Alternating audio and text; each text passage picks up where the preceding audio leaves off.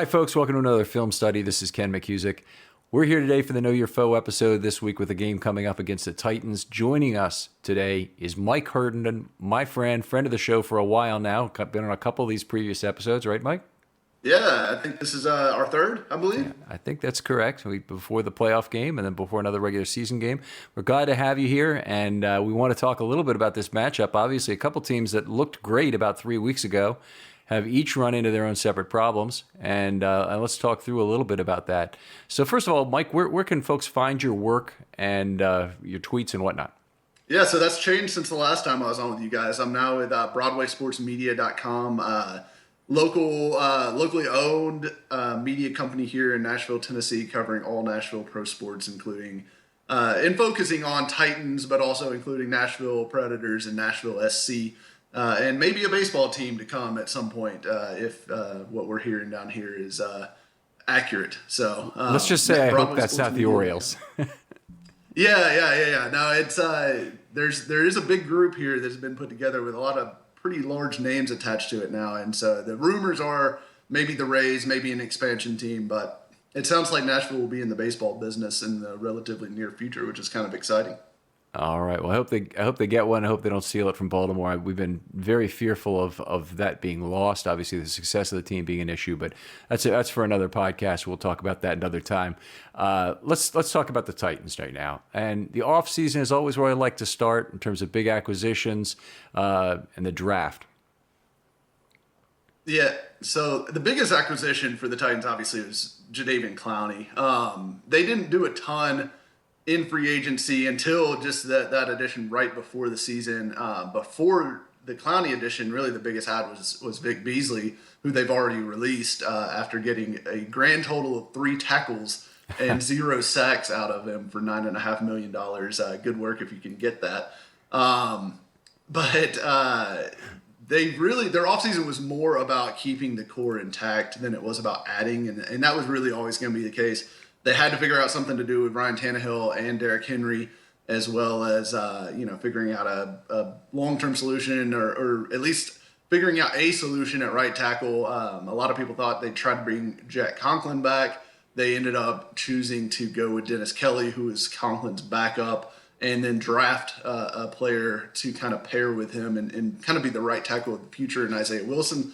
The draft pick has not gone terribly well either. So John Robinson has done an excellent job here as Titans general manager, and he's put together what I consider to still be one of the more talented rosters in the NFL from top to bottom. But it's hard to really look at this offseason as anything but a swing and a miss right now. Clowney still has yet to put out a sack in a Titans uniform. He does get a lot of pressure. He does do things. He's very disruptive. But he's not getting home. He's not making the game-changing type plays that you pay a guy $13 million to make. Good run defender? He is a good run defender. Now, he's prone, and this was especially the case early on, he's prone to gambling and getting out of position. He likes to shoot those inside gaps. That's where he's most effective. And he will occasionally shoot an inside gap and give you an edge to the outside. So he can be taken advantage of when he gets over aggressive like that, but he is very disruptive. He's a difficult block. It's really what he is. He's violent. He plays hard. He's a tough guy to handle physically. So it's an all day kind of deal with him, but he's also dealing with a knee injury now. So it's unclear exactly how, close to 100% he'll be. I know he's not going to be 100%. It's a meniscus issue. They actually considered doing a trim or maybe even season-ending surgery a couple weeks ago and decided to, just kind of let him play through it. And, obviously I think it's going to be something that nags him probably for the rest of the season, and he'll probably get it cleaned up in the offseason likely. But he's played pretty well against the Colts, and that was after the injury. So I think he's still a problem, but he's just not he hasn't made the huge plays that you'd like to see when you spend that kind of money. Right. All right, Michael, one of the things I always like to hit on, and you mentioned that the top to bottom talent on this Titans roster is the third and fourth year players, because those players, as they mature into their second contract, if they're in the third year, maybe you can get them a year earlier, get them at a little bit of a discount. If they're in their fourth year, you're kind of worried about who you're going to lose in free agency. Let's talk about that group. And the fourth year players, I don't know who actually has been signed out of this group, but Corey Davis and Adoree Jackson really stand out. Yeah, Corey Davis, they did not pick up his fifth-year option. With him being a top 10 pick in the way the fifth-year options work and at wide receiver, he was going to command like a $16 million one-year salary. And he's been a good receiver for them, but he has not been anywhere close to a $16 million receiver. So it made sense for them to decline it. There's still some thought that they may try to re-sign him after the season if he's willing to come back. I get the feeling he's probably not. Frankly, A.J. Brown usurped his number one wide receiver role last year, and that's continued this year, really.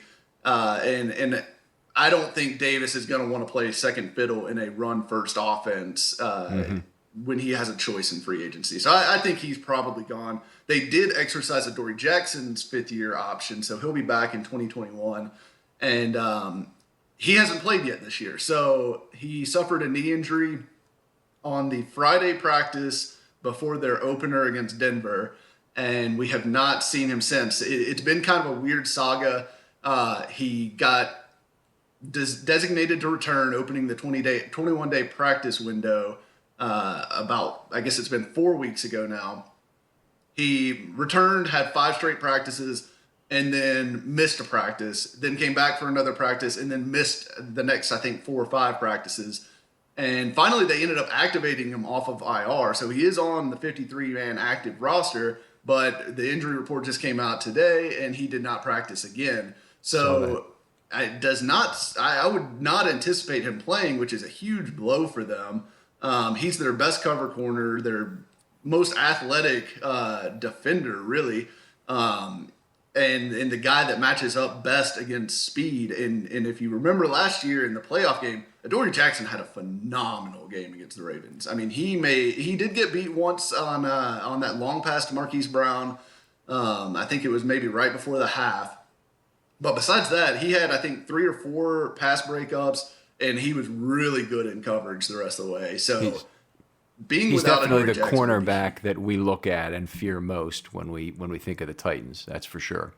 Yeah, he's their best. Butler's played well this year, but he is not the athlete that Jackson is. So the longer they continue to be without Jackson, I think the worse it is. Because frankly, it's a black hole for them right now. That other outside corner spot opposite Butler, they tried a few different guys in there. Nobody's played particularly well. And it limits what they're willing to do from a coverage standpoint. They frankly just don't run a whole lot of man coverage this year, even though I know that's what they would prefer to do based on previous years, because they don't trust the other corner besides Butler to hold up in man coverage. So it's really been a crippling injury for this defense. And I think it's one of the biggest reasons that their defense has underperformed this year. Okay, well, that makes sense. The Ravens obviously having a lot of similar problems right now, are extremely short in the secondary, although the players they have left are at least good, is one of the things. Let's look at the Titans roster. There's 2 more players in the third year I really wanted to ask you about as far as early extensions go. Is either Anthony Firkser or Harold Landry a guy that they would extend early? I don't see either one probably as an early extension guy. Firkser, he was kind of an interesting guy that just kind of came onto their roster.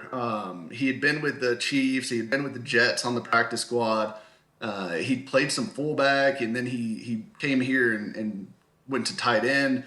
And he's been phenomenal for them. And frankly, he's really kind of a third down tight end is really his role. He comes on the field almost every third down. He is, and especially if Adam Humphries doesn't play for a third straight week, he is their go-to guy on third down. So I could see kind of a modest extension for him.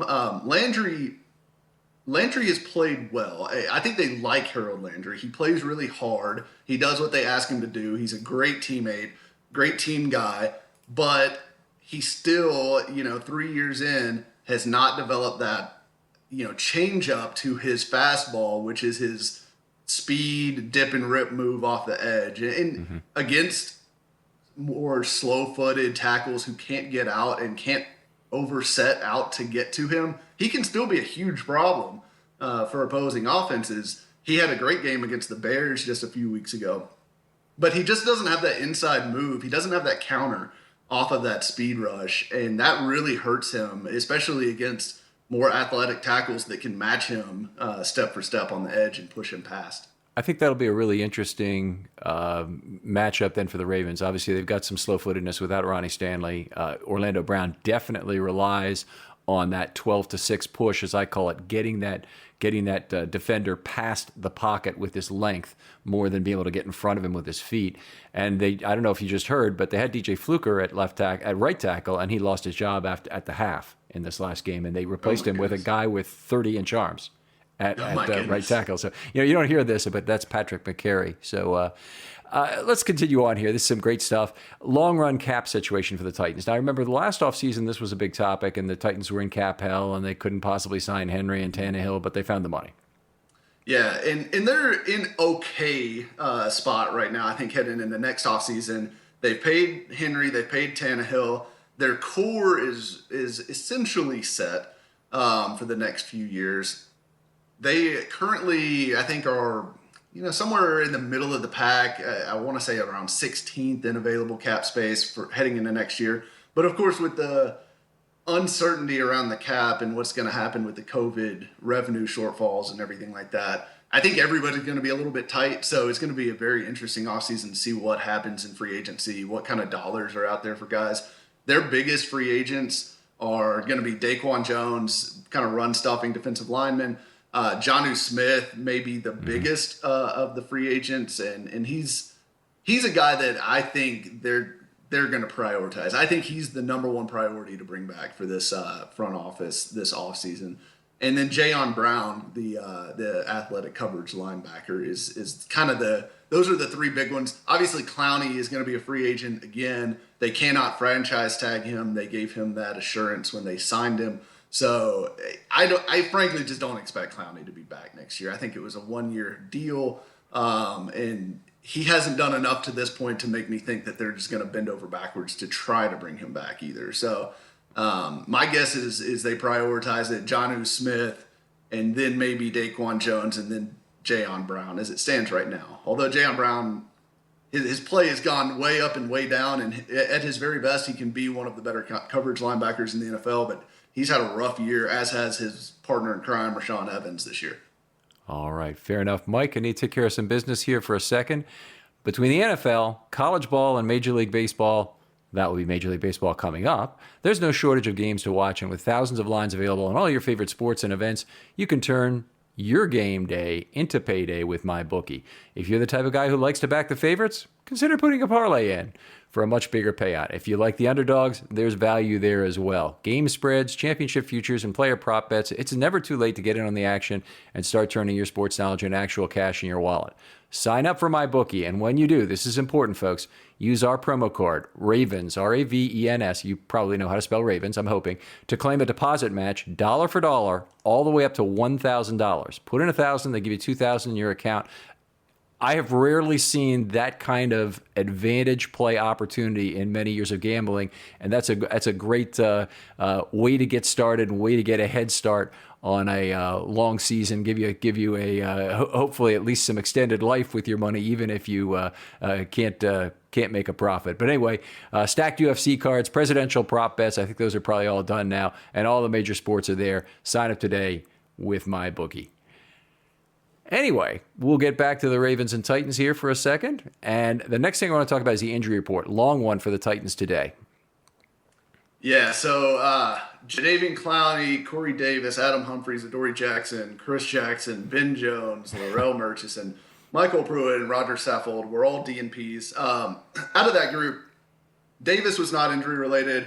I believe he was back home in Michigan attending his brother's funeral, who tragically passed of cancer the day before the Colts game last week. So he'll play Sunday, so there's nothing to worry about there as far as performance with him.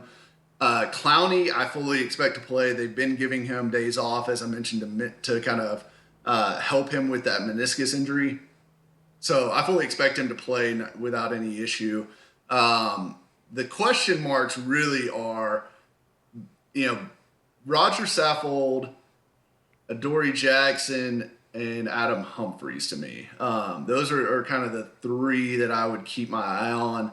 Ben Jones finished the game against the Colts. I don't suspect that he almost never misses games, frankly. So I would expect him to be out there. Saffold rolled his ankle pretty good in that game. Mm-hmm. My guess is he tries to give it a go.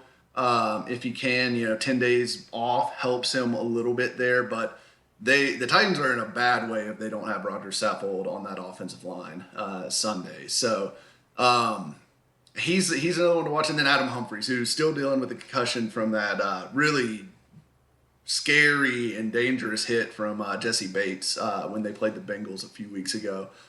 He had a pretty bad concussion, and obviously with concussions, there's no telling when he may be back on the field. So I suspect he probably misses again, but he's a critical part of their third down offense as well. So he's a big miss if he doesn't. All right. Well, the Ravens certainly have a ton of injury problems of their own, defensive backfield and offensive line now in particular. I don't want to say misery loves company, but it would be even more demoralizing to have the Titans come into this game with a really clean sheet of injuries at this point. Yeah, and frankly, the Titans have. This is the third straight team really with offensive line, or I guess 3 out of the last 4 weeks they've played teams now with kind of offensive line question marks. The Bears were really scattered at the offensive line when they played them a few weeks ago, and they were able to take advantage of that. The Bengals were in the same spot. The Bengals actually had 0 of their 5 opening day starters playing on the offensive line when they played them a few weeks ago, and the Titans were not able to take advantage of that. So it's kind of a mixed bag, and frankly, if you're going to have offensive line issues, the Titans are not a bad team to be playing that week, honestly. Oh, really? Right. Offensive line. Yes, I understand. Defensive line, that would not be the same thing. And unfortunately, the Ravens have problems there as well. Right. Yeah. If Brandon Williams and Calais Campbell can't go, that's now it could be offset a little bit if Roger Saffold doesn't play for the Titans. But the Titans, especially the interior of that offensive line, is really strong and has been playing really good football this year. So if those 2 interior guys can't go, then that's a big advantage for the Titans. Yeah, sure would think so. Well, let's go to the offense a little bit and talk through that. We'll start with Ryan Tannehill. I guess his future is fairly well set now in Tennessee with the new contract. Talk about his strengths and weaknesses a little bit. Yeah, so Tannehill, interesting case, obviously, coming over after kind of flaming out in Miami. I don't know that a lot of it, if you look really back at it, injuries, coaching, there's a lot of reasons that you can kind of explain away what happened with him in Miami, but I also think if you asked him, he would probably tell you, well, he's playing better football now than he was then. And the year, or not even a year, the 6 games where he sat behind Marcus Mariota kind of helped him.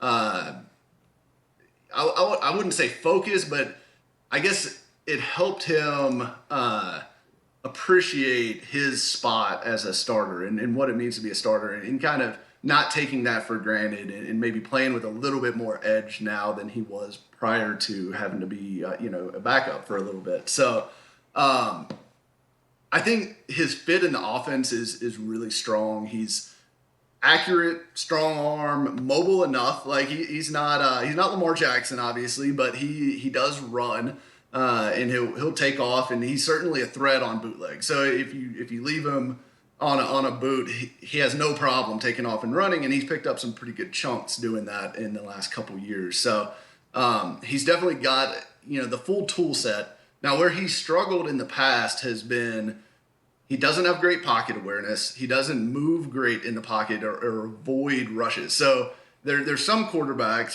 Deshaun Watson's one of them, Russell Wilson's one of them, where you can have them dead to rights in the pocket, and they'll still squirrel out of that thing and go make a play on you. Ryan Tannehill isn't going to do that. If you get him dead to rights in the pocket, he's going down. He doesn't break tackles. That's just not his game.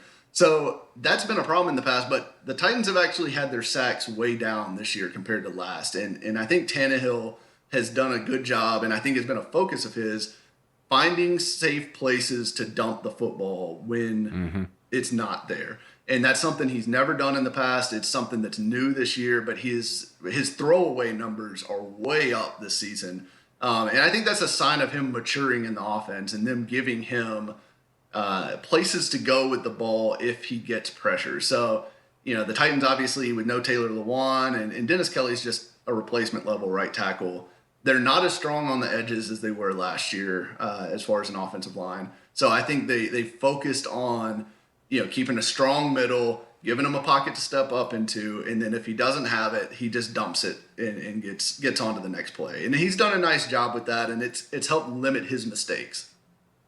Yeah, Tannehill is now the fourth consecutive quarterback the Ravens defense will have faced that basically either never passed or got rid of the ball very quickly. But Rivers, immobile quarterback, but completed 14 passes behind the line of scrimmage. It was screen, all basically day long. The Steelers boldly went empty against the Ravens consistently with 4 wide receivers, but that was to get a matchup against the fourth defensive back the Ravens could put out there, which was a practice squad guy, Terrell Bonds, and they just ate him alive during the game, as well as the inside linebackers. And then Cam Newton, of course, in this last game didn't end up throwing the ball very much at all. A lot of play action. When he did throw the ball, he was effective, but it was a lot of run plays, and they only ended up sacking him once. So the Ravens only had 2 sacks in the last 3 weeks. They're a highly scheme-based rush that I think could take advantage of a quarterback like Tannehill, but the other weapons that Tennessee presents may just be too much.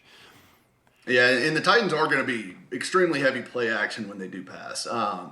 They love, they're the Kyle Shanahan, Mike Shanahan tree offense. It's outside zone left, outside zone right, play action boot, play action shot. It's that mix of plays, and it really, it's all designed to put your inside linebackers basically get their head spinning.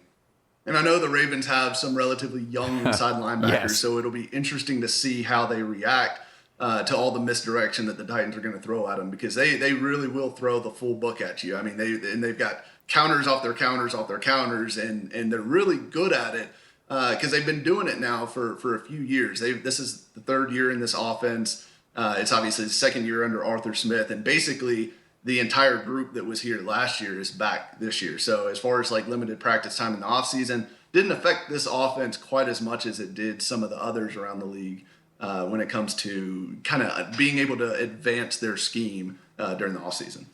All right, take us across the offensive line player by player and tell us who the Titans are likely to have Sunday and what they bring to the table.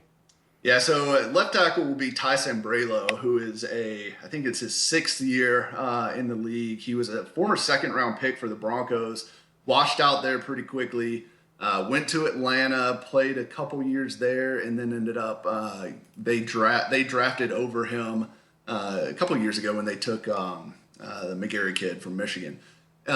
So he kind of found himself a spot where he could be a swing tackle for the Titans. They signed him before the draft, so I think they wanted to go into the draft with some flexibility. So he was kind of the guy they planned on being the swing tackle behind Dennis Kelly and Taylor Lewan this season. Obviously, with Lewan going down with a torn ACL a few weeks ago, Sambrailo is now the starter, and the reports around the trade deadline were that the Titans were talking to the Vikings about Riley Reiff, their left tackle, and they didn't end up getting something done. But I think that it's pretty clear if you watch what they've done over the last few weeks from a protection standpoint, and chips and tight end help and things like that, scheme wise, to protect both of the tackles, honestly, that they don't fully trust those guys. And it's really kind of limiting what Johnny Smith can do.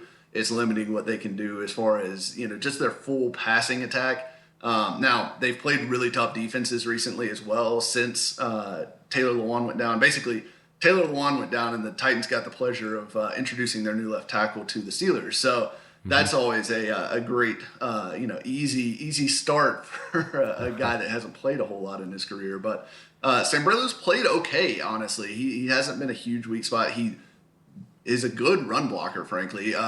He's not as good in pass protection, does need help there, but he's going to be the guy. You can beat him. In fact, Yannick Ngakoue, who I would expect to be lined up against him quite a bit, has already beaten him for a strip sack this year. Yes, that's right. He saw him earlier this year and didn't have a good time. So that's probably the weakest spot on the Titans' offensive line. Although if the next guy over, Roger Saffold, doesn't play, I think that becomes your weakest spot, because Saffold, if he does play and is healthy enough to be effective, has played at borderline all-pro level so far this year. He's a fantastic run blocker.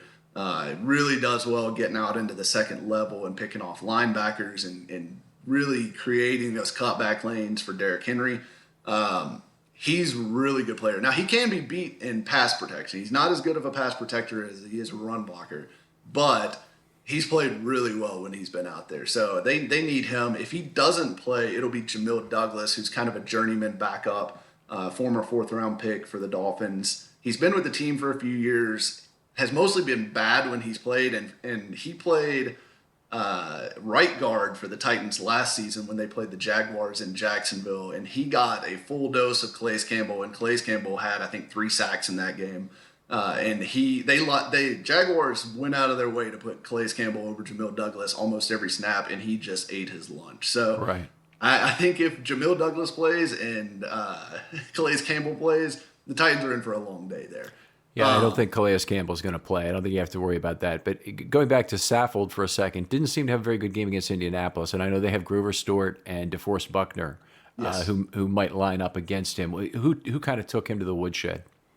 Yeah, so it really was Buckner that gave him the most trouble. And Buckner gives a lot of guys trouble, frankly. But Saffold hurt his ankle in that game. I think it was relatively early on, too. But he came back in, tried to play through it for a little bit, ended up going back out. So I don't know, how much of that was the ankle bothering him. And he'd been dealing with a shoulder injury from the week before as well. So he's been a little bit banged up these last couple weeks.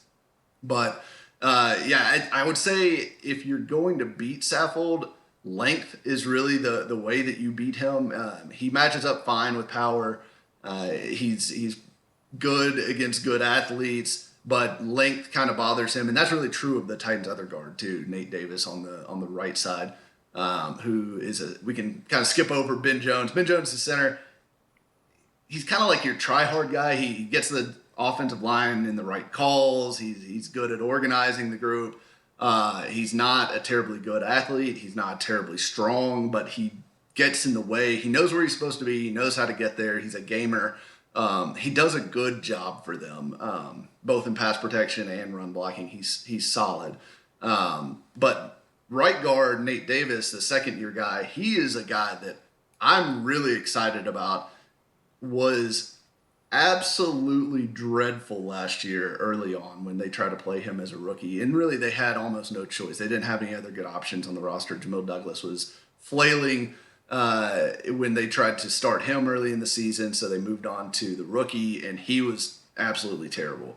But as the season went on, he kind of clicked, and by the time the Titans reached the playoffs and were kind of entering that stretch at the end of the season where they got red hot and Derrick Henry was rushing for like 150, 160 yards per game, Nate Davis was a big part of that, and he had really taken the next step.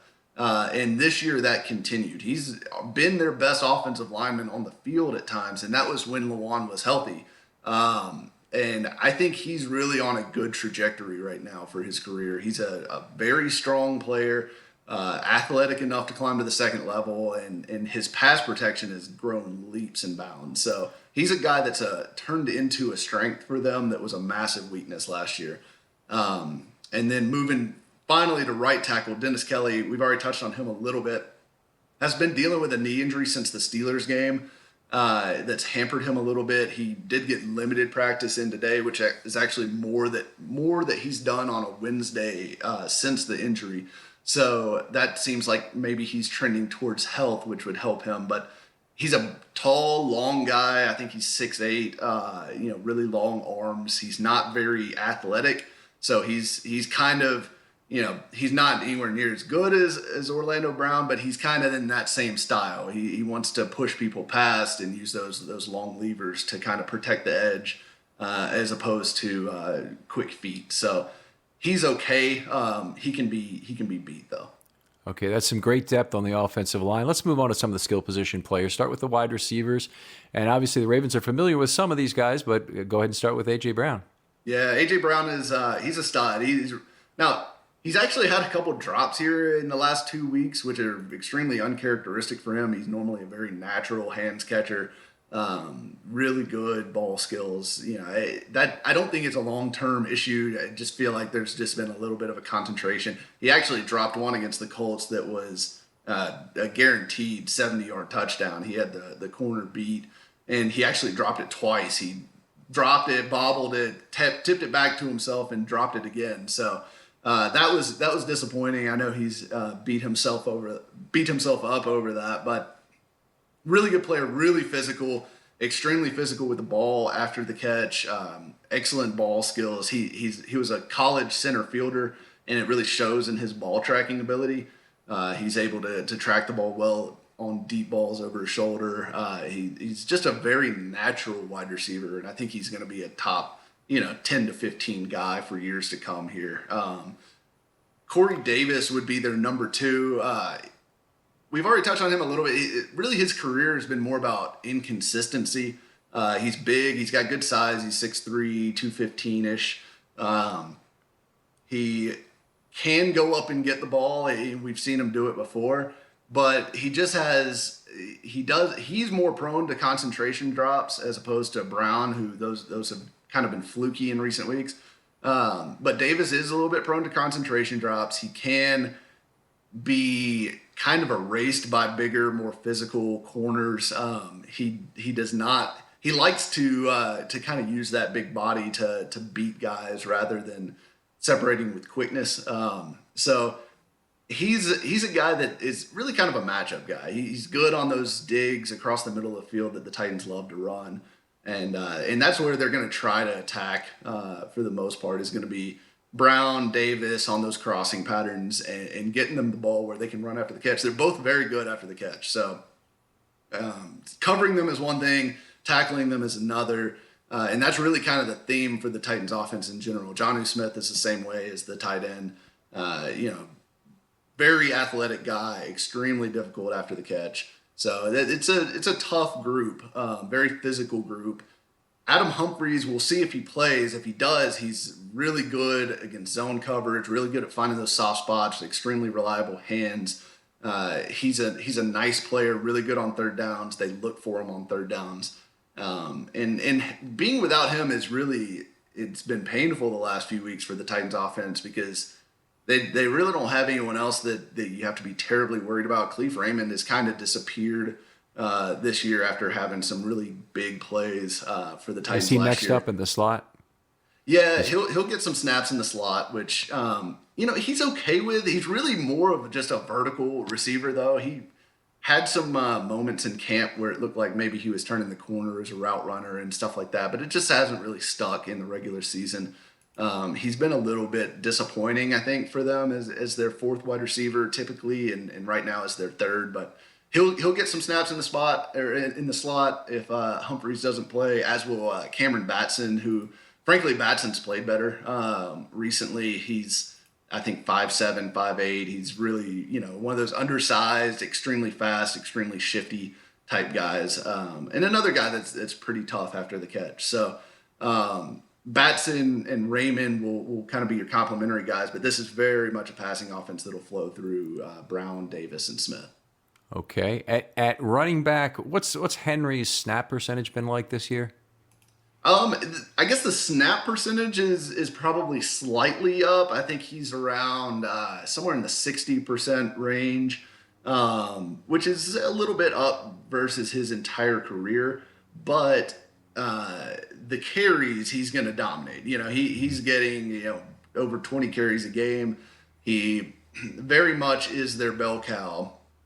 And until recently, he had been really kind of the only guy handling actual carries. They would bring in Jeremy McNichols for some third down work and occasionally throw the ball to McNichols, but for the most part, it was all Derrick Henry. Now, Deontay Foreman has played a couple games for them now. I think this was his third game with the Titans this past week against the Colts. And he's looked pretty good in kind of a backup role. So they've given him a little bit more opportunity. And they also designated their third-round pick, Darrington Evans, for return this week. It's unclear whether he'll actually be activated and play on Sunday. But if he is, he brings a totally different element to this offense. And we've barely seen him on the field. What we have seen has been pretty good, but I think he's got 3 carries on the season. So it's not been a big sample size, but you can tell right off the bat, got extremely good burst, really explosive runner. So he's not a big guy. He's kind of the lightning to Derrick Henry's thunder, if you want to put it that way, but that's how they envisioned him. And really, there was reports coming out of camp that they thought he was going to be a major X factor for them. So the fact that he's been out with this hamstring issue for really most of the season at this point has been disappointing for them. And I'm sure they're chomping at the bit to get him involved, especially with the offense kind of sputtering a little bit these past few weeks. All right. Henry, obviously the Ravens don't have good memories of him. And after a game of screaming at the TV set on Sunday night, where defensive linemen couldn't hold their ground against double teams, which you don't expect them to hold it forever, but they needed about an extra 0.3 of a second on some of those plays. Couldn't even get gaps set up with inside linebackers. They eventually had to go to some real sellout run blitzes to get the Patriots stopped at all. But, the Patriots, who are a good running team, I would say not a great running team, just ran all over them in some bad weather. And the Ravens obviously are going to go into this game with 4 active defensive linemen. I do not expect either Campbell or Williams to play. Their 5th defensive lineman, is going to have to come from the practice squad, where they only have one player, a defensive tackle out of North Carolina called Aaron Crawford. So that's all they got. That's it. They got pretty decent edge setters, but the inside linebackers you mentioned are young and probably will give an opportunity, I would think, to the Titans, both in the run game and in play action. So it really looks like an uphill struggle. And I looked to see the line today. I don't know if you caught it, but it's like 6.5, and I don't understand why. I was a little bit surprised by that myself. I mean, the Titans haven't played well in recent weeks, and they've lost 3 of 4, and they really got embarrassed in the second half against the Colts Thursday night, which maybe that's kind of coloring that a little bit. But I agree. I was surprised the line was as high as it was. I fully expected the Ravens to be favored at home, but 6.5 seems like a lot considering the Titans aren't a bad football team. They're going through a rough stretch, but they're not a bad football team. It's a little bit off the beaten path too, but home field advantage ain't what it used to be. Absolutely. In this year. And I've heard 0.4 and 1.4 tossed out there as potential home field advantage numbers anyway. It's nothing like the 3 points we always heard in past years. Exactly. Yeah. All right, let's move on. I do want to ask you some scheme questions before we do this. How much 11 personnel do the Titans run as opposed to, say, a 12 or 21 variant that they might like more? So they're about 44% 11 personnel, and they really kind of mix it. So they'll do 11 personnel. They also like 12. They like 21, and they'll even do some 13 in there too. So they really kind of run the gamut from a personnel package standpoint. They've got a fullback that they like in Kari Blasingame, who is a pretty good athlete. Will catch the ball out of the backfield if you ignore him there. And played college. He played college running back, so he's definitely got some ball skills and the ability to do some things if you give him the opportunity. But they don't throw it to him much. But as far as the tight ends go, it's Jonnu Smith, and we'll see if Michael Pruitt plays. I didn't list him earlier when we were talking about injuries, but he's been dealing with a knee issue and he missed practice today, didn't play last week. If he doesn't play, Jeff Swaim will take those blocking tight end snaps for the Titans instead of Pruitt. Pruitt's a little bit better than Swaim, but it's not a big drop off there. And then, of course, we already talked about Ferkser, who he is mostly a pass catcher. Johnny Smith is really their number one, but Ferkser will catch quite a bit of passes, and he can be a focal point of the passing attack if teams don't respect his ability, and he's a really good route runner. Do the Titans play a fair amount of 12 then, even though it may be a split standing tight end on third down? They do, yeah. They will give a lot of 12 personnel looks on third down. So they'll really use Anthony Ferkser as a kind of a big slot receiver in those situations, and a lot of times they like to make looks where they've got Jonnu Smith split out wide and then a wide receiver in the slot. And then they'll motion guys around, getting those man zone reads and things like that. But they will run things for Jonnu Smith lined up as an X receiver. So their tight ends are pretty versatile in the passing game, and they do use them frequently on third downs. Okay, it's just some fantastic depth on the offense. This is as good as we ever get. And I love the fact that you know the percentage of 11 personnel they played when I asked that question. It's the first time on the show that's ever happened. Before we get started, if growing an e-commerce business is your focus, you'll need a platform that's focused on growth. That's where Klaviyo comes in. Klaviyo is the ultimate e-commerce marketing platform for online brands of all kinds and all sizes. Whether you're just getting started or running a well-known brand, it gives you everything you need to send memorable branded emails, text messages, and more so you can build strong relationships that keep your customers coming back. With flexible automations, powerful insights, and super precise targeting, Klaviyo is a faster way to turn great ideas into great customer experiences. That's why it's trusted by more than 40,000 brands like Living Proof, Huckberry, and 8 Sleep. In fact, on average, Klaviyo customers see a 41% increase in overall revenue within 5 months. Klaviyo scales with you, so you never have to switch. They support everything from garage startups to iconic billion-dollar brands. Want to learn more about how you can grow your brand with Klaviyo? Visit klaviyo.com/grow to get started with a free trial today. That's klaviyo.com/grow. Let's skip over the defensive side for a second. Here's some of the things. I'd like to set this up with a more general question to start with, which is, what's the most common base defense look that they'll use? And we'll say against 21 and 12 personnel, which the Ravens did favor before they lost one of their most important players this last week. And also when it's a more obvious passing down and the other team's in 11 personnel, what do they go to? They got a dime or a dedicated nickel, or what do they have?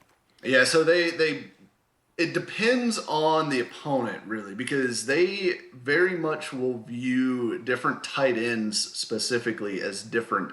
Like some of them they'll treat like a wide receiver, and then others they will treat as more of a traditional tight end, and they'll line up in their typical is really base 3-4. That's their base against heavier sets. So 12, 21, they're generally going to be 3 down linemen, 2 outside linebackers up on the line of scrimmage, and then your 2 inside linebackers off in your typical setup in the secondary. Sure. So that's kind of their base against that look. Now, depending on what they think of your tight ends, and I think Mark Andrews would probably qualify as a guy that they view as a pretty much a number 1 wide receiver for the Ravens, if not 1 or 2 in the pecking order. And last year in that matchup, they used Kevin Byard on him quite a bit in man-to-man. I don't know how much man they'll run again without Adoree Jackson if Adoree Jackson does not play again, which there's no reason to expect he will at this point. So it'll be interesting to see how they line up over him, but they do use a lot of 3 safeties. So Amani Hooker will play, I think he's typically around 30% of snaps on the field, and Byard and Vaccaro never come off, basically. So they will go to 3 safeties about 30% of the time. And Hooker's a good coverage player. When they do bring Hooker on, they drop Hooker deep, and they let Byard roll up on a tight end, and Vaccaro kind of play robber or really play as kind of a dime linebacker. So that's really one of their preferred approaches. And that's an approach they'll use against teams that run 12, but one of the tight ends is really more of a pass catcher. So sure. That's one of the looks that I think they'll use quite a bit in this game. Okay, so obviously a lot of the dime play is going to be down and distance dependent. and lead dependent also probably because they might go to the dime every snap at a certain point. But let's just make sure I'm getting this correct. They bring in a slot corner on such downs, but also have a dime backer. Who's the slot corner in this The slot corner will be Desmond King, who they just traded for Sure, of course. right at the trade deadline. And he played pretty well the first game. Actually, the second game, it looked like he might have been swimming a little bit from a schematic standpoint. And I don't know if they dumbed down the scheme against the Bears a little bit to help him out and then tried to ramp it back up against the Colts. But, yeah, he's going to be their slot guy. And, of course, he's really more of his own type of corner, very instinctive, good in run support. He's good at reading the quarterback's eyes, jumping passing lanes, that kind of thing. So he's a nice player, certainly better than what they had been using in the slot before he came along. Okay, so it looks very similar to what the Ravens have seen from their own defense the last couple of weeks. Base 34 with 4 defensive backs against a lot of 12 and 21 on early downs, and then a dime package when down and distance or personnel dictate it. Yep.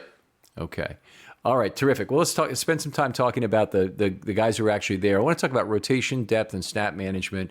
On the defensive line in particular, if there's any thinness or anything, let us know about that. Yeah, so it is on the defensive line. So it kind of depends on where you're classifying. For these purposes, I'm going to classify Clowney and Landry really as outside linebackers for their base defense. Of course, they play end and nickel fronts and everything like that. But from a snap count standpoint, it is very, very heavy. Jeffrey Simmons and Daquan Jones, who are their starters. They're both very good. Daquan Jones on the season is about 64% snap rate, but he also missed a game in there, which is calculated in. So he's really kind of a 75% snap kind of guy. And then Simmons is even higher than him. Simmons almost never comes off the field unless he just has to. So it's very much those two when they go to their kind of second group. That has been in recent weeks, Larrell Murchison, who is a 5th-round rookie, and then Tyler Tart, who is an undrafted rookie. Tart has actually this is really kind of a commentary on the state of the Titans draft class right now. They've all been hurt, basically. But Tyler Tart has arguably been their best rookie so far. He's only played in 2 games, but he has made an impact in both of those games. He got a lot of pressure and blew up a couple run plays against the Bears. And then he got one pressure against the Colts and batted a pass as well. So he's a guy that's kind of come on a little bit. He's a very heavy hands, powerful kind of guy. Not the quickest athlete in the world, but he does bring some power to the table. And he's earned a little bit more of a look from them in recent weeks. Interesting. I'm not aware of him even. That's great to get a little background. In terms of the edge, then, what does their rotation look like? Do they have a run and passing down rotation of any sort that they're running there? Yeah, so it's funny, but coming into the season, there was a lot of criticism around the Titans' usage of Harold Landry last year. A lot of people felt like he got kind of burnt out as the season went on. At one point, I think through 12 games, he had 9 sacks. And then he got stuck on that number. I think he added 1 more in the playoffs eventually, but he never got to that 10-sack number when it seemed like it was a formality at one point last season. And even the Titans coaching staff kind of admitted that they wanted to get his snap count down. Well, Harold Landry is at a 94% snap rate right now for the season. He never comes off the field ever. He's on all the time, and they haven't even really made an effort to get him off. So it's kind of been a bizarre situation. Now, Vic Beasley flaming out certainly plays into that. The fact that Derek Roberson, who is kind of their 3rd outside linebacker now, was injured and out for the early part of the season factors into that. And Clowney's really the same way. Clowney has played the vast majority of snaps. I think he's over 80%. As far as his snap count for the season. So those guys almost never come off the field. They are stapled into the formation. Now, Clowney on passing downs will move around a lot. And they'll move him around on early downs a little bit too, but They like to line him up over the interior on passing downs, and then bring Roberson in as the second edge rusher across from Landry. So it'll be on most third downs, third and medium, third and long. They're going to have Landry and Roberson outside, and then Simmons and Clowney on the inside. With the Ravens' reliance on the run game, one of the questions I was really asking was, do they have guys they rely on to set the edge that they can't really get off the field because they're also their best pass rushers? The Ravens have some of that issue right now. I would say, man, it's probably a little bit more of a serious concern before Ngakoue got here, because Ngakoue is a pure pass rusher. But I'm wondering who is the guy that they can't find opportunities to get him off the field because he's too good an edge setter and too good a pass rusher. Yeah, I mean, frankly, the answer is both on that.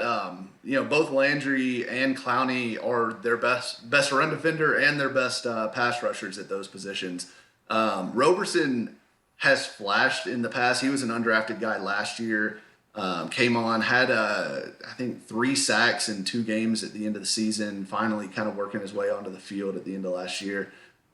He's got some ability. He's a very good athlete, but he's not a very good run defender. They will not put him on the field for rundown. So if you're going to get somebody coming on for a pass down, it'll be Roberson.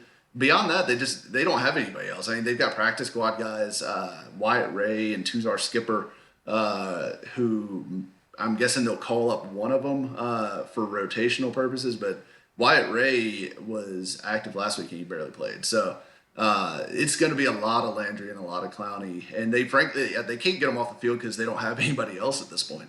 Gotcha. All right. Just as an armchair GM, I want to get your opinion on this. Do you think it makes sense at outside linebacker? I really believe it does make sense at inside linebacker, but the question is really more at outside linebacker, to have platoon players who you have a good pass rusher and you have a good edge setter, and you can maybe have 4 outside linebackers or even 5 on your team if you want to rotate through those guys. An inside linebacker, I think, we've already, all teams or most teams have come to the understanding that having a dime backer is a good thing, but also just otherwise having platoon players puts you at much less injury risk and much less total contract value because you're not trying to sign and draft unicorns. Yeah, exactly. I think you're right there. And I think the Titans tried to do that to some degree. Like they signed Beasley and then they went and got Clowney, which I initially thought, all right, well, Clowney is going to take some of the run defense stuff and let Beasley just be a third down pass rusher, which basically is what happened. But Clowney still bumps inside, so they still use Clowney all the time. It's just they move him inside versus on the edge.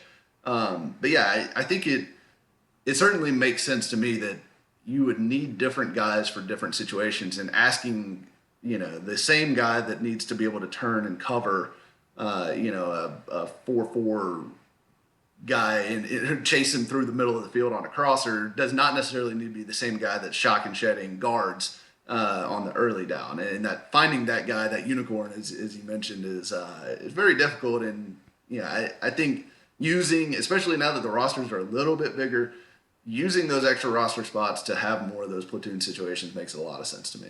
Yeah, that's a great point. And then even this year with the extra call-ups included, and I forget if that's being continued or not. I keep getting this information and forgetting it. But those extra call-ups give you some wonderful game planning type spots to use if you have decent depth on your practice squad.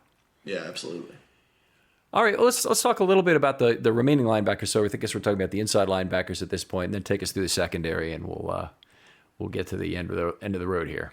Okay. Yeah. So the primary 2 linebackers for the Titans are Rashaan Evans and Jayon Brown. Rashaan Evans is more of the downhill run thumper, sideline to sideline guy.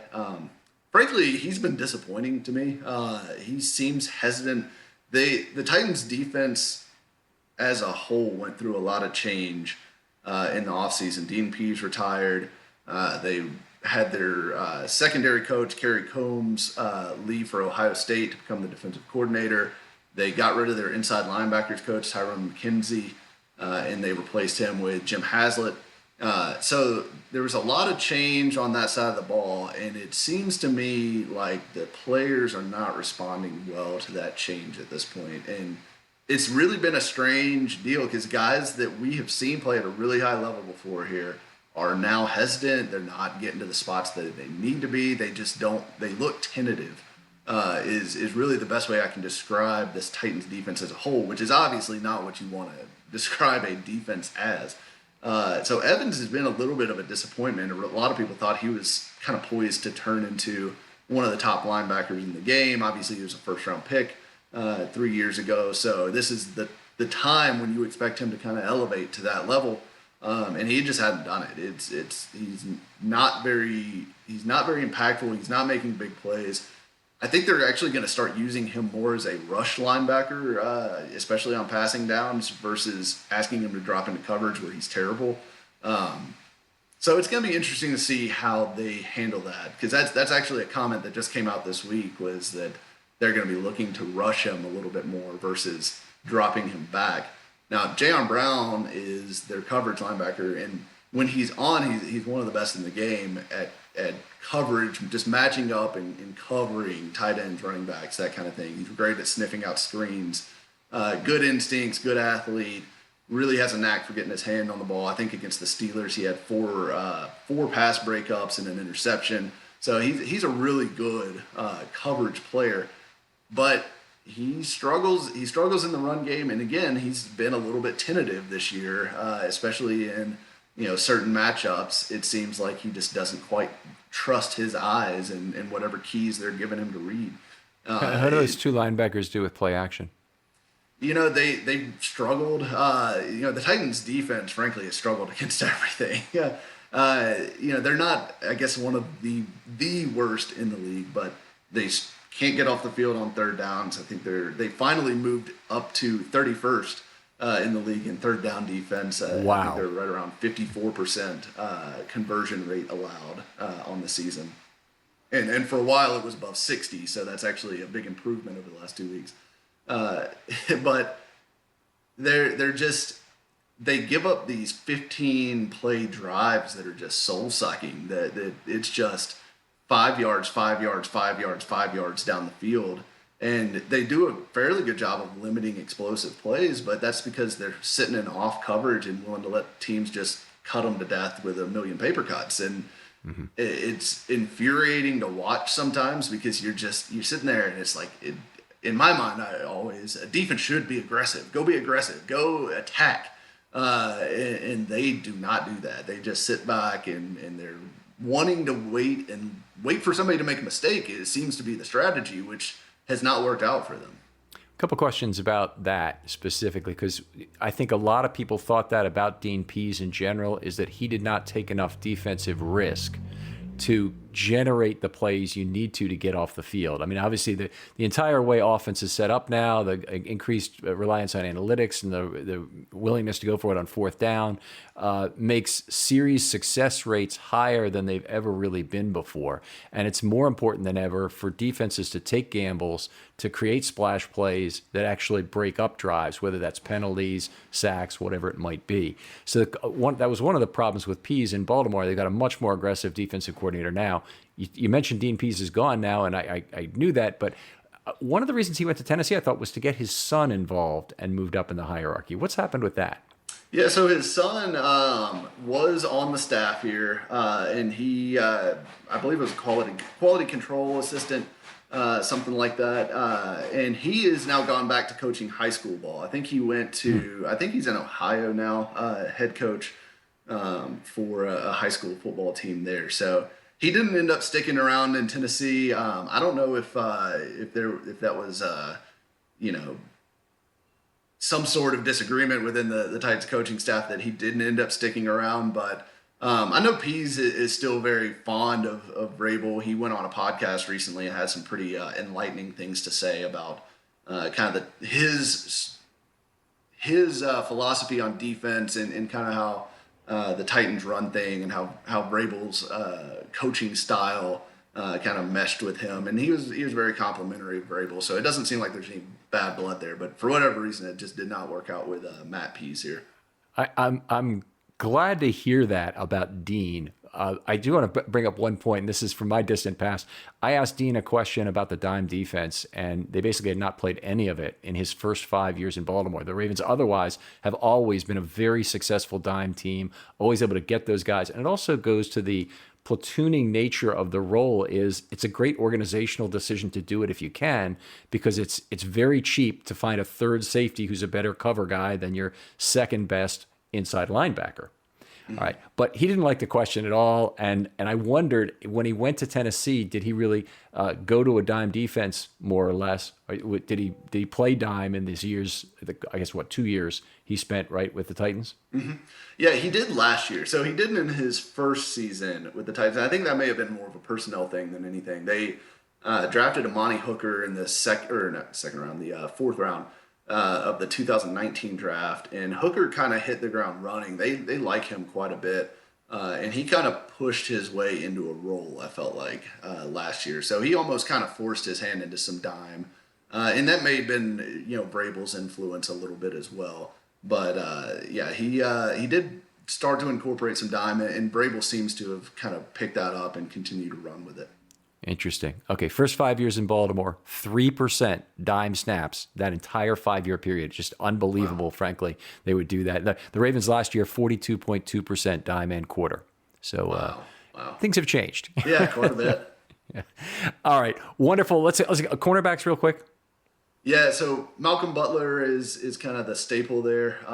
He's going to play. They actually started to travel him a little bit, which is, again, something that Pease pretty much refused to do. Follow, you mean? Follow receiver? Yeah. Okay. So they have sent him. They had him shadow Chase Claypool, and then kind of strangely, I thought they had him shadow AJ Green, and I'm like, do you guys think it's 2016 or what is happening here? Because I thought T. Higgins was pretty clearly the bigger threat between those two, and for some reason they put their best corner on Green, and Butler did a great job on Green, but unfortunately all the other receivers kind of feasted on the Titans secondary.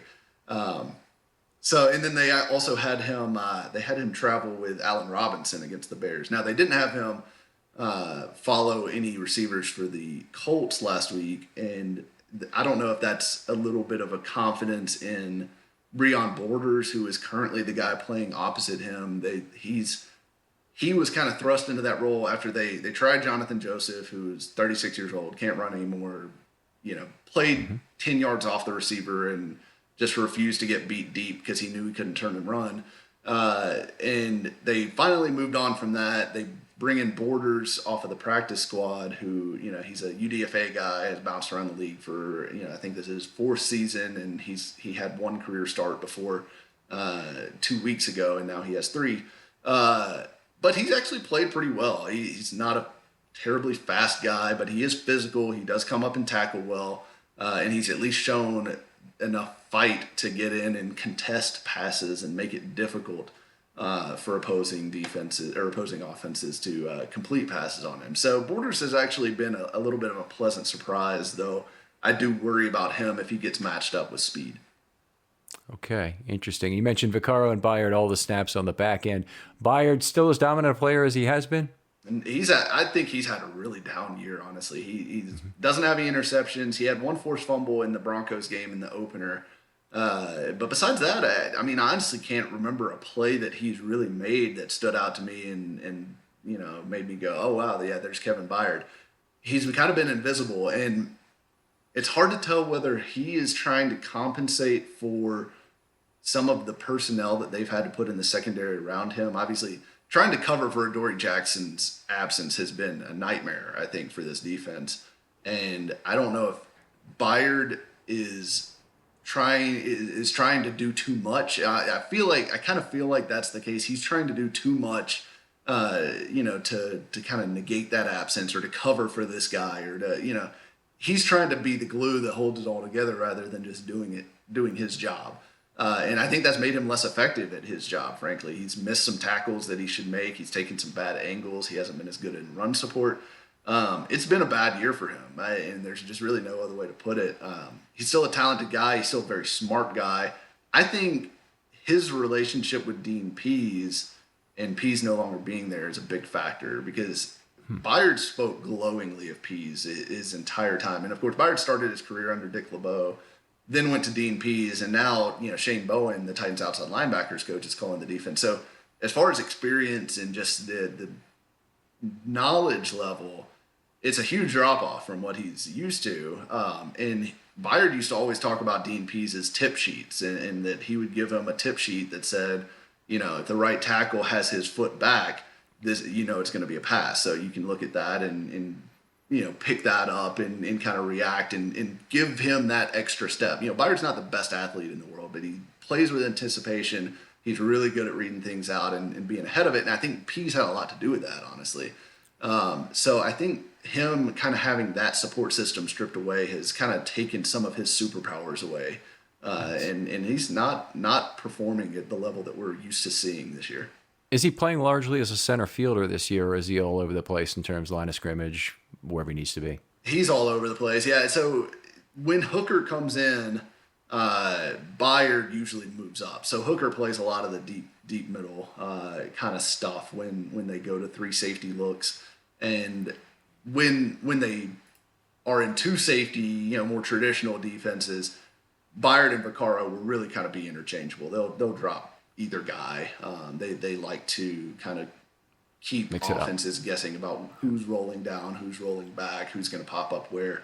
They try to disguise coverages. They just haven't, frankly, done a very good job of it this year. Yeah, I mean, what started the beginning of the end for the Ravens in the playoffs last year was the tip ball by Andrews that floated off to Byard. And, some of the old fine 20 on every play I've really felt about Kevin Byard over the years, because he's been very effective against the Ravens, is just you got to figure out where he is and basically maybe try and not throw in his direction. Because if you have an overthrow or a tip or any of the things that can go wrong on a pass, he's probably going to be back there in a position to handle it. And he's one of the great interceptors in the history of the game, even through 5 years of his career. Yeah, and he still, I think, has that ability. And I think part of the problem that's limiting him, again, is this non-aggressive defense. They sit their corners so far off of the receivers, and they frankly just don't do a good job. They don't get their hands on guys at the line of scrimmage. They don't disrupt timing. They don't push guys off of their lines. They don't do anything to make it difficult to complete underneath passes. So what we've seen is 7 of the 9 quarterbacks that have played them have been way under their season-long average yards per, or not yards per, completed their average time from snap to throw. So in last week, Phillip Rivers, I think, was at 2.1 seconds, which his season-long average is 2.35. Roethlisberger was almost under 2. These teams are more than happy to take these underneath easy throws and take the 6 or 7 yards, and they're just chunking them down the field. And the Titans have refused to mix it up. They refuse to press up and really kind of make things difficult. And it seems like they're just so afraid that they're going to get beat deep that it's crippling them. And for, obviously, if you're not getting teams throwing deep, you're not getting Byard opportunities to go make plays. So right now they're kind of funneling teams right into their weakness, and I just don't understand it at all. It's been a baffling season, as you can probably tell by my voice. It's been a baffling season on the Titans defense, and there's a lot of questions out there. Yeah, tough season for everybody in 2020. A lot of things changing. I would like you to take one player you think matches up well against the Ravens, and I'm going to take 3 guys off the table since they're fairly obvious calls. Tannehill, who I think will be great in play action. Henry, who I expect to get the ball a ton and be very effective. And A.J. Brown. But who else, either offensively or defensively, would be the guy you think matches up well against the Ravens? Yeah, so I think one of the matchups, and it's going to be very interesting to see, right? Because as we mentioned, Orlando Brown and kind of his reach and his ability to push guys past, he's a huge human being. Harold Landry is 6'2" and loves to do that kind of what Coach Dave McGinnis, the Titans color guy, likes to call his motorcycle lean. So Landry loves the move, the little dip and rip around the edge, and against taller guys, he tends to have a little bit more success just because he can get under them and he can get a little bit more. It's tougher for those longer guys to get down and kind of get a good blow on Landry as he's kind of ducking his head and trying to get in it looks like he's trying to scoot under a fence or something like that as he goes around the corner. So that's one where I think the Titans could have some success. And then obviously, you mentioned the right tackle situation. Sounds like that's going to be, a pretty inexperienced guy, and he's going to see a lot of Jadeveon Clowney. So I think the Titans have a chance, in any Titans fan listening to this will probably be screaming at their whatever device they're listening on at me if we're predicting any success for the Titans pass rush. But I think this could be a game where the Titans could have some success beating those tackles. Now the question is whether or not they can actually get Lamar on the ground, though. Okay. All right. Excellent stuff. James Harrison, obviously a reminiscent of what you're describing with Landry in terms of getting small on the edge versus some very big offensive tackles. But it's a great show, Mike. I appreciate you coming in, taking the extra time with us, really going through this in great detail. Always a terrific conversation.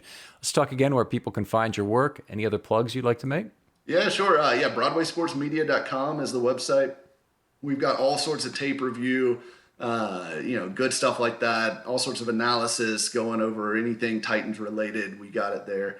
And then on Twitter, at Mike Miracles, follow me. I try to mix in some general NFL, not just Titan stuff as well. So, that's mostly. And then podcast at Football and Other F Words. You can find that on Twitter at F Words Pod. We do try to have some fun there. So that's great. How many shows per week do you do with that? We just do one a week with that, but we try to make them around an hour long and have a lot of fun with it. Yeah, that does sound good. That's the right length for an unfettered good football discussion where you don't feel like you're jammed into a single segment on the radio and you have 8 minutes or whatever. It's not as fun, not as much fun anyway. Exactly. Really appreciate you joining me, Mike. Hopefully people go out, look at filmstudybaltimore.com. The articles are both up this week. Defensive review versus the Patriots, the offensive line scoring. Obviously, big changes there. Patrick McCary, Ben Powers with scores this week. Both played pretty well. I know people want to take a look at that. And we'll have the By the Numbers podcast out tomorrow night, which you can take a look at as well with Dan Reese. Thanks again for joining us, and we'll talk to you next time on Film Study.